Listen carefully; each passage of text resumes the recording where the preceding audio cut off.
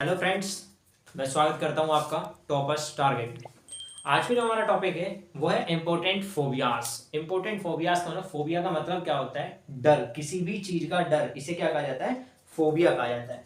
तो यहाँ पर मैं आपको 20 मोस्ट इंपोर्टेंट फोबियाज बताऊंगा। देखिए, फोबियाज क्या है, कोई लिमिट तो है नहीं, बहुत सारे फोबियाज हैं, 60-70 फोबियाज हैं, लेकिन कुछ जो बहुत ज़्यादा रिपीट होते हैं या फिर जनरली आपको डेली लाइफ में जिनसे नॉर्मली डर भी लगता होगा, बहुत से लोग आप देखते होंगे या फिर आपको भी महसूस होता होगा, उन सभी फोबियाज के बारे में अभी हम लोग बात करने वाले हैं।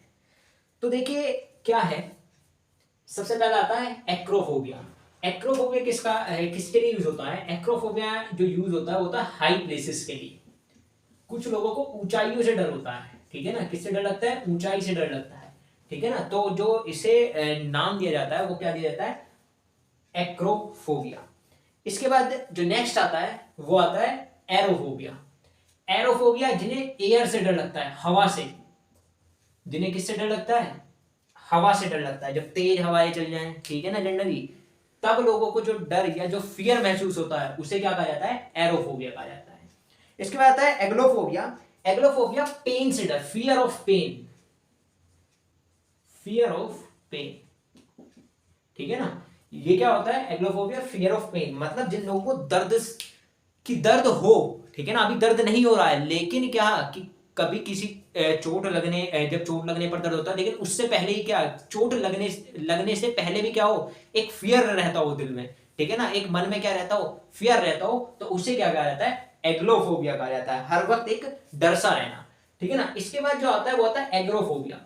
एगोरोफोबिया किसके लिए यूज होता है? ये होता है high places, sorry, public places के लिए। एगोरोफोबिया यूज होता है पब्लिक प्लेसेस के लिए। कुछ लोग ऐसे भी होते हैं जिन्हें किससे डर लगता है? पब्लिक प्लेसेस से डर लगता है, या फिर जो प्लेस क्या होती है, बहुत ज्यादा ओपन होती है। आप स्लैश में लिख सकते हैं ओपन। जिन्हें क्या लगता है? ओपन प्लेसेस से भी क्या लगता है? डर लगता है। तो उसके लिए क्या यूज होता है? एगोरोफोबिया यूज होता है। उसके बाद जो आता है वो आता है एंड्रोफोबिया। एंडरोफोबिया में क्या होता है? एंडरोफोबिया में फियर ऑफ मेल्स, ठीक है ना।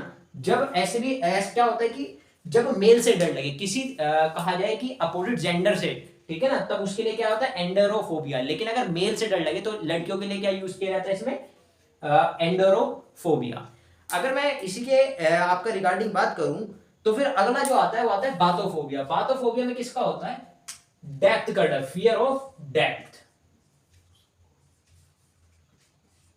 गहराई से डर, ठीक है ना। किससे डर? गहराई से डर। इसके बाद जो नेक्स्ट आएगा वो आता है bibliophobia, fear of books. Fear of books को क्या कहा जाता है?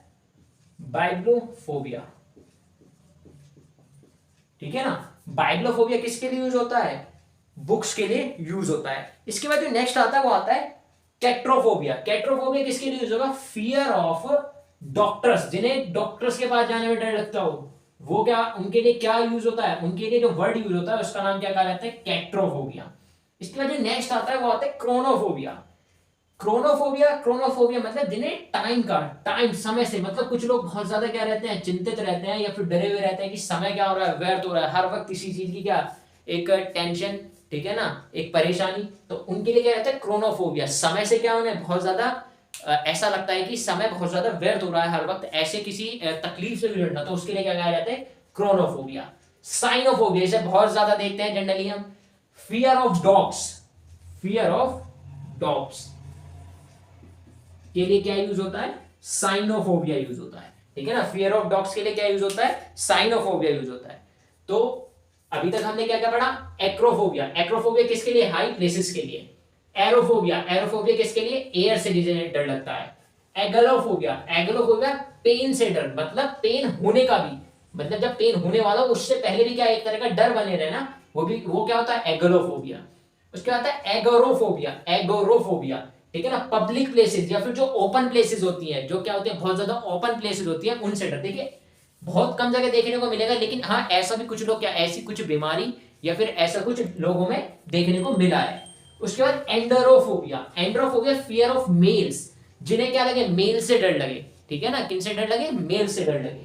उसके बाद बाथोफोबिया। बाथोफोबिया फियर ऑफ डेप्थ, ठीक है ना, मतलब जिन्हें क्या किससे डर लगे? गहराई से डर लगे, उसके लिए क्या होता है? बाथोफोबिया।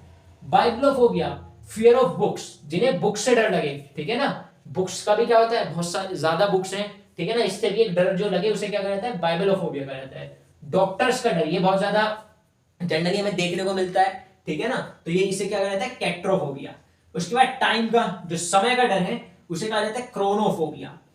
फियर ऑफ डॉग्स, कुत्तों से डर जो लगता है उसे क्या कहा जाता है, साइनोफोबिया। ठीक है, तो आप सभी ने नोट डाउन कर लिया होगा। तो अब जो नेक्स्ट है वो है क्लास्ट्रोफोबिया।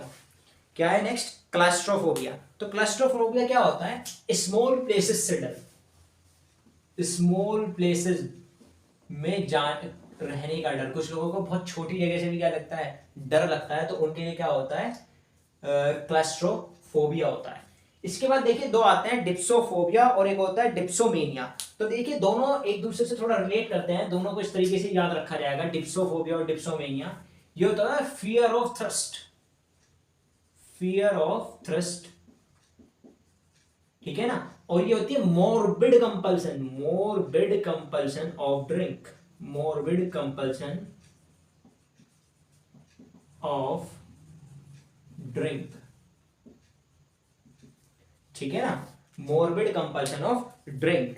तो थ्रस्ट का मतलब क्या, प्यास, ठीक है ना, कुछ लोगों को इससे भी डर लगता है, ठीक है ना। और मोरबिड कंपल्सन ऑफ ड्रिंक मतलब पीने की बहुत तीव्र इच्छा जो होती है, ठीक है ना, उस कंडीशन को क्या कहा जाता है, डिप्सोमेनिया कहा जाता है।